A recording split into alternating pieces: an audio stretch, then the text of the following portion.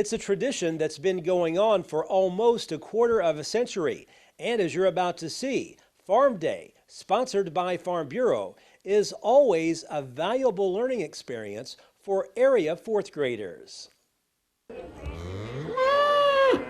This is our 24th annual Farm Day. We've been doing this every year. We've not missed a year other than last year with the COVID, obviously. This is our 24th annual Farm Day. What we try to teach is so many children are removed from the farms, 1, 2, 3 generations now, and we're trying to teach them where their food comes from.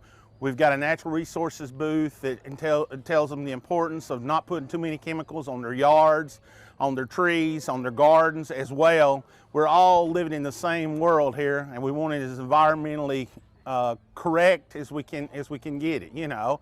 But we're also telling them that they have a very safe food supply, where the food comes from, that it doesn't come from Walmart or doesn't come from Piggly Wiggly. It comes from a farmer out here that's actually producing these crops. We've got cattle here today, we've got pigs here today, you know, so we're going to teach them what comes in that pig and you know, what comes from chickens and different things. So that's what we're doing. We're just trying to give our side of the situation as agriculturists. We hope that we're teaching future generations a little bit more about agriculture, because there's getting to be fewer and fewer and fewer farms.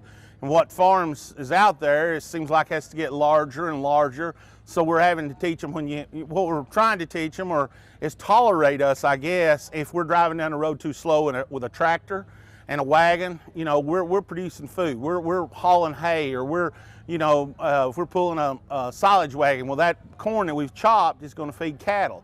Well, cattle are going to make hamburgers and steaks, you know. So that's what we want them to understand, and you know, that is so much removed with our urban neighbors, it seems like. There's a tremendous amount of planning. We have numerous volunteers. The 4-H and FFA kids are awesome helpers, and you know, they come and do a lot of the booths, do a lot of the talking. It's good 4-H experience for them as far as public speaking and telling about what their projects is, what they're involved in, and things like that. But Teresa, our secretary there at the Farm Bureau, she ramrods this, has done a fabulous job every year, does a super job, and it's a tremendous amount of work. But the community is very good as well. You know, different folks, Citizens Bank, Macon Bank, North Central, different folks give us different things to put in our little bags that we send home with every child when he leaves today. You have to keep them sheared a certain way? We're very thankful, you know, that we were able to have it, because the pandemic, you know, was just awful for everyone. You know, people were missing their church, they were missing their jobs, they were missing everything. Everyone was having to stay home, not you know, with all the sickness, and still we've got a lot of sickness. You know, we're trying to be careful. We're out here in an open environment here and all that today, you know. So everybody, it's on everyone's mind, obviously, but very glad to be able to do it. Very glad that we're getting to at least go on with our lives.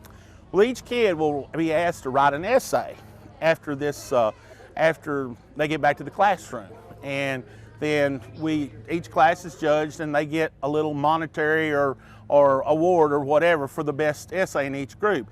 And it's amazing some of the things that they say about the day here, you know. And so I think it's things that will be etched in their mind in the future, you know. And if we can, this is a good thing if we can just influence, you know, have 3 or 4 things, good, positive things about agriculture. Farm Bureau officials say they look forward to next year's Farm Day at the Macon County Fairgrounds. Reporting from Lafayette, Barry Hyatt, NCTV.